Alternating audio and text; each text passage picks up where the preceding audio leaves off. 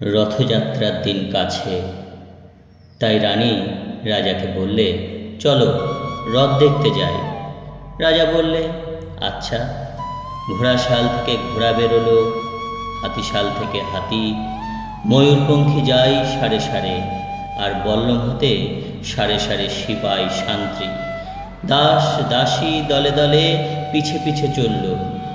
কেবল বাকি রইল একজন, রাজবাড়ির ঝাঁটার কাঠি কুড়িয়ে আনা তার কাজ। সর্দার এসে দয়া করে তাকে বললে, ওরে তুই যাবি তো আয়।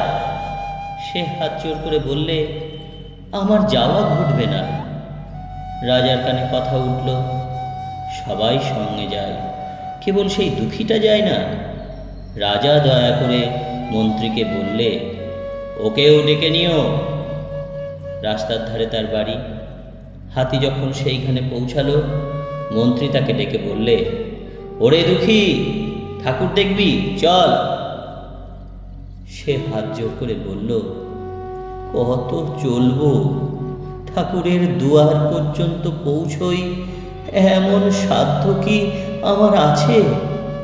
মন্ত্রী বললে, ভয় কি রে তো, রাজার সঙ্গে চলবি। সে বললে, সর্বনাশ, রাজার পথ কি আমার পথ? মন্ত্রী বললে, তবে তোর উপায়?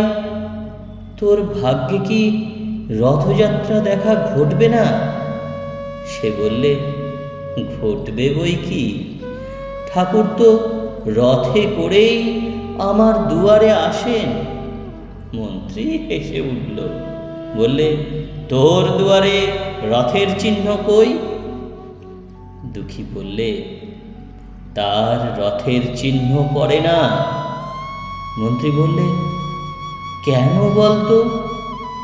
দুঃখী বললে, তিনি যে আসেন পুষ্পক রথে। মন্ত্রী বললে, কই রে সেই পথ? দুঃখী দেখিয়ে দিলে, তার দুয়ারের দুই পাশে দুটি সূর্যমুখী ফুটে আছে।